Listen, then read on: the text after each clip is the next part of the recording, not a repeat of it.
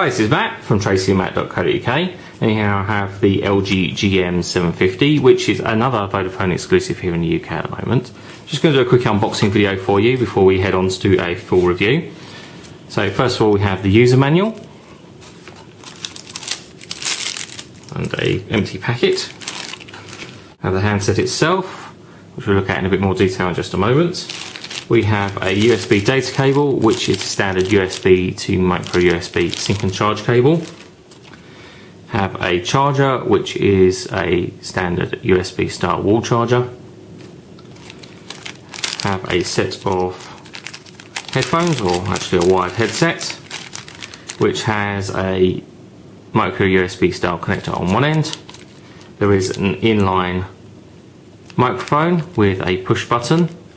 No volume control though, but fortunately that you can use that headset part there, the microphone part there, as an adapter, so you can use your own headphones, or you can use the one supplied, which actually aren't too bad because we have used these headphones before. They are actually quite good in-ear style headphones, so among the best that we've seen from supplied with the device. Then we do have a stylus, which is this phone charm style that actually connects onto the handset with the lanyard loop, and it is telescopic, which is also quite useful. So you can use it properly in your hand, and obviously that just closes up and that pops on like so. Not a fan of the charm style styluses or styli. I think they're a bit of a pain. I don't think many people use them. So looking at the handset itself, first of all we have a forward-facing video camera and a reasonably large loudspeaker. Below that, and right in the centre here, we have a 3-inch touchscreen display, which is 240 by 400 pixels. Below that we have phone keys, send and end phone keys. These are actually touch sensitive rather than being physical buttons. And then there is an optical sensor type joypad or joystick in the centre, which does have a push button, but it is optical, so actually we slide our finger across that. On the left hand side we have a cover over the micro USB sync charge and headphone connector. There's an up and down volume control rocker there. Nothing really to see on the bottom apart from a little hole there, just there, which is actually the microphone. Dedicated camera button on the right, there's a menu button, and a cover over the micro SD card socket. On the top we have a power button and a lock button. On the back, 5 megapixel autofocus camera, no flash though, but we do have a mirror for taking self-portraits. Back cover pops off like so, reveals our large battery, our SIM card goes in that space there like so, and the back cover pops on like that. So if we just push the power button, we'll power up obviously. While that's coming on, let me run down the rest of the spec. In terms of size, it's 110mm from top to bottom and 56.5mm wide, and just a fraction under 12mm thick. As you can see, it's starting up now with Windows Mobile 6.5 Professional. We're not sure what the processor is, but we think it's around a 528MHz processor, possibly more, but it isn't actually disclosed in the specification. RAM is actually 256 meg and ROM 512, so not bad, pretty standard at the moment though. Touchscreen is, as I say, transflective touchscreen display. It's not AMOLED unfortunately, and it is 240 by 400 pixels. Quad band for GSM and dual band for HSDPA, so it will work pretty much wherever you're going to take it. As you can see, it's started up here, and although we do have Windows Mobile, we also do have the LG style touch interface, which is pretty standard amongst their handsets.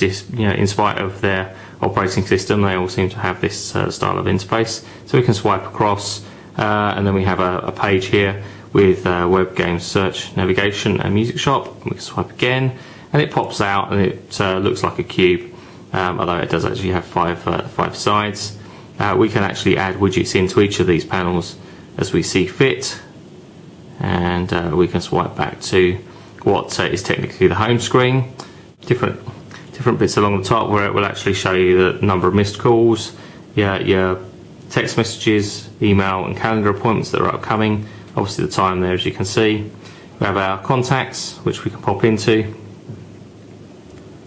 and it loads up, and obviously don't have any contacts on here at the moment, but that would be listed there.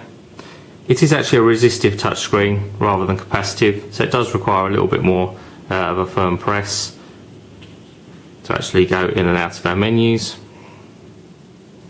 and we'll have a button for messages down the bottom, which will be listed here, and then we have the Vodafone button, which shows our web, game, search, navigation and music shop, which was also on a tab that we saw a minute ago as well. Then we have the web button, which will launch Internet Explorer, which we're just going to close for now because I don't have a SIM card, nor do I have any Wi-Fi coverage, so we just dismiss that and come out of there. Then we also, finally, the last one is our menu, which again is similar to all the other LG handsets. They have this style of menu where you can swipe across to see other things that are on each line. And unlike some of the other handsets though, if you rotate the display, that doesn't actually update and rotate the display there. So I'm not sure whether or not we do actually have a built-in G sensor or if it's just disabled at the moment. As you can see, the screen is really very shiny and kind of reflective.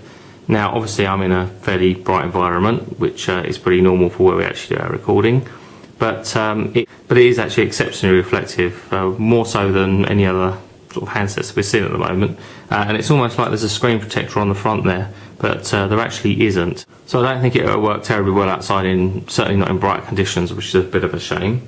In terms of the rest specification, pretty standard stuff really. Bluetooth 2 with EDR support, wireless LAN supports 802.11b and G. There's also built-in GPS. As I say, there's no flash on the camera, which is a bit of a shame, but it is a 5 megapixel autofocus. We'll actually check that out and see how good the camera is when it comes to do the full review. The other thing about the GM750, obviously, as well as having the S-Class user interface, because we do have Windows Mobile, and we go into the start menu, we do have the Windows Mobile 6.5 honeycomb style start menu. So we have the S-Class cube that actually listed in there, and over the getting started, all the kind of usual things that you'd expect to see on a Windows Mobile. Just scroll through, see if there's anything out of the ordinary. Marketplace is obviously included, as you can see there. MSN Money, ActiveSync, dial-up networking, and tools. There's also the Java and the search widget. We pop into tools. We have Adobe Reader, FM radio, mobile zip, and the stopwatch. Let me come back out of there, and we'll just pop into the settings menu. And again, that's pretty standard. We can change the today screen, and we can. It's obviously set to LG at the moment, but we can change that all around. So fairly standard in terms of like the Windows Mobile side of things. But you may have noticed throughout the video that I've been recording here that the touchscreen isn't particularly sensitive. I'm really struggling with at certain points with pressing the close and things like that. And I think that's down to the obviously down to the screen. As I mentioned earlier on, the display is extremely shiny and reflective, and it is almost as if there is a screen protector on there, or some sort of screen shield, but there isn't. I haven't put a screen protector on there, and there's nothing actually left on the screen. It just seems to have this sort of additional plasticky layer, which is part of the touch screen, and I'm really struggling to sort of work through, tap through that, but it doesn't peel off. I have tried, so it's just sort of the way the screen is actually constructed, which does make the touch screen not quite so sensitive. But that said, we do have other things on here like your wireless settings, profiles, email setup, and so on, and a few other bits and pieces. But we'll talk about that in a bit more detail when it comes to do the full review for you. We'll take some screenshots and we'll talk about the OS and the S-Class interface in a bit more detail. Review will be on site on tracyandmatt.co.uk over the next couple of weeks, and if you're a fan of the unboxing videos, please check out the others on unboxings.com.